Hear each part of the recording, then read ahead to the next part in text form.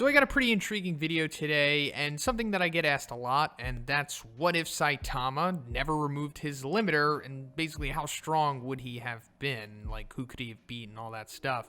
So this is like one of two videos that I'm going to make on this subject. This one I'm just trying to talk about basically how powerful he probably would have been.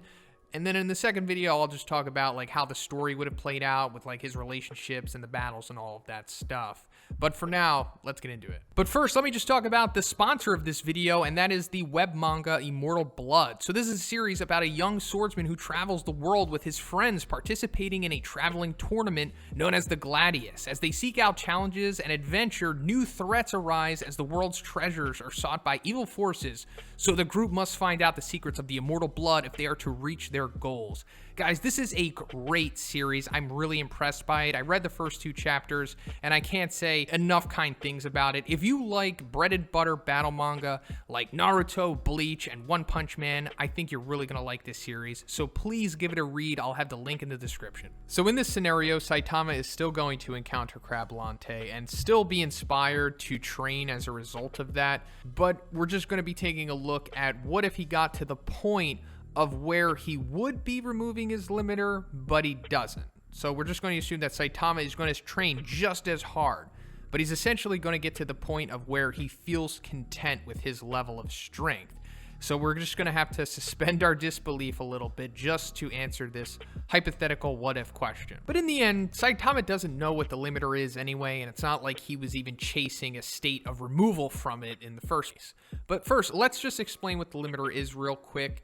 So Dr. Genius says that every living being has an intrinsic limit to its growth because too much power becomes unbearable and overwhelms the person and would basically turn it into like a mindless rampaging monster, and in some cases maybe even kill the person.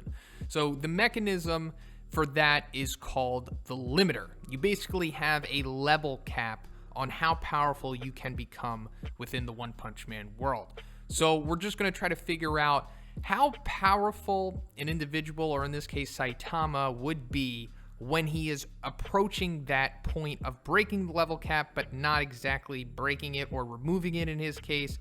So we're just going to have to establish, like, I guess what the level cap is. And I don't think there's really like a definitive answer for that. Just like there isn't a definitive answer to say how strong Saitama was before he removed his limiter, but I think it might be like on an individual basis possibly. So Saitama says that after about a year and a half of training, he had noticed two changes about himself. First, he had lost all of his hair and he had become strong. So we can assume that it's at this point that he removed his limiter, meaning that his hair falling out is signifying that. So it's about a year and a half, and there's not an exact date right there, and I'm pretty sure one probably wanted to leave it open-ended. So we're just going to have to backtrack from there. So we'll go 300 days into his training, which is, I don't know, about like 8 or 9 months before he removed his limiter.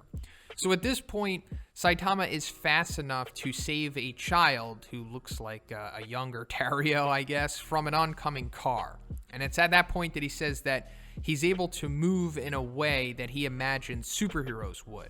So I guess that means that Saitama is now at the point of superhuman physical prowess, at least within the world of One Punch Man. Meaning that, I don't know, he's probably around high B class, low A class at this point, possibly. Because he's, pretty fast, pretty strong, but he's not strong enough to take down a tiger level monster by himself, because the personification of the light pull cord just wrecks him completely. But it's at this point that we also see like where his durability's at, because he puts a pretty good beating on him and like blasts him through that truck, and he's not exactly destroyed by it. But it's after that when he gets punched again, which seems to be like a pretty powerful punch. And it's at this point that things start to get kind of ambiguous. And I also think that one probably left this up for interpretation as well, because he does a lot of like showing and not so much telling. So he probably just wants you to really decide what's going on here. But what I'm thinking is happening here is that it's very possible that this might be the first Zenkai boost or revival from death power boost that Saitama has received during his training. Because it seems like he's pushing through a wall at this point, which is what Psycho says is one of the necessary elements of becoming super powerful. So it appears that like before removing your limiter, there's like these little walls that you have to overcome in order to go to the next level. Because before this sequence where he is fighting the light cord, he says that he feels that he's at his limit and that like he can barely push on anymore. So after he's destroyed by the light cord, he falls down, and I don't know, like I said, it's ambiguous. This could be Saitama approaching death at this point. But then afterwards, he gets up and he kind of has like a different expression on his face. He has like that nonchalant, like non-expression to him that we know Saitama, has from time to time currently. But now he seems to feel all better. I mean, he even says it himself. And then he's extraordinarily more powerful, so strong that he can now one-shot the light cord, as before he was getting wrecked by him. And this is all kind of indicative of what like a revival from death power boost would be like, at least from what we've seen so far. Now, maybe it's not as extreme as the one that Garo received when he encountered Royal Ripper, but it seems to be, in the same kind of ballpark as that. So it's possible that this might be the point that Saitama reached demon level, considering that he's strong enough now to just one-shot the light cord. Debatable, but we're just going to go further after this. So now we're going to before he removed his limiter, which is still before about a year and a half, but it's after the 300-day mark. So we're coming to the bonus chapter, Recollection of Summer, which indicates that this is taking place in the summer. So does that mean that when he fought the light cord, that was the winter, and now this is the following summer?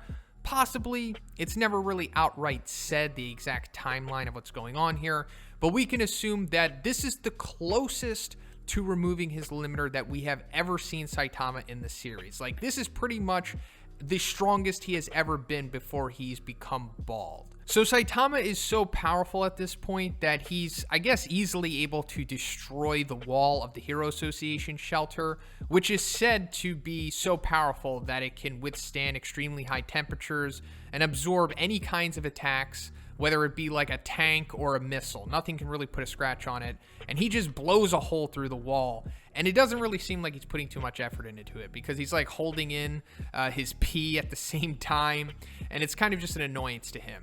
So that's already S-class level strength right there. But then he further shows how powerful he is, because he runs into the Magic Cicada Nymph, who is classified as a demon and is pretty evidently shown to be one, and he easily one-shots it. Like, it's not even like a problem to him. It's more so in his way to going to the bathroom. And the punch that he delivers to this thing is honestly reminiscent to the punch that he gives to Deep Sea King, who is also another demon.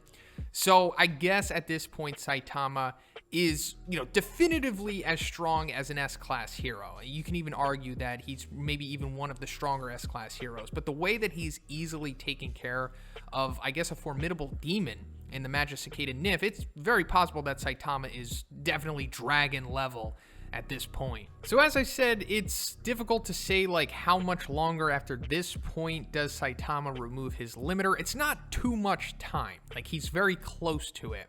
So we're just going to have to assume that, I guess, he gets stronger. Just, not like grossly more powerful, but he definitely becomes stronger than this. And we're just going to have to go to Garo at this point to really figure out, what he could have been like, because Garo, we know for sure, is at the point of breaking his limiter as of the end of chapter 127, and we can try to figure out how powerful he is at that point and try to relate it to Saitama. So obviously he's strong enough to be able to beast Darkshine, and Darkshine is like, high dragon capable of defeating Carnage Mode Carnage Kabuto, but he's not able to really take down Garo at this point. So now, taking that in consideration with everything else that we've talked about, and just guessing, of course, but if Saitama became as strong as he could have without removing his limiter, it's possible that he would have been whatever is considered stronger than Carnage Kabuto, or just as strong as Garo in chapter 127, meaning that he would be one of the strongest S-class heroes if he were to join the Hero Association. Like, probably stronger than Darkshine, but maybe below Tatsumaki and definitely below Blast. So that's pretty much it for the video for now. Like I said, I'll eventually make a follow-up to this to see how the story would have played out and all that good stuff. But let me know how strong do you think he would have been. Am I overestimating, underestimating? Let me know. But if you like the video, please give it a like. I also have a Patreon, gives you access to a weekly Q&A. And if you haven't already, please subscribe as well. Have a great day. I'll see you in the next one.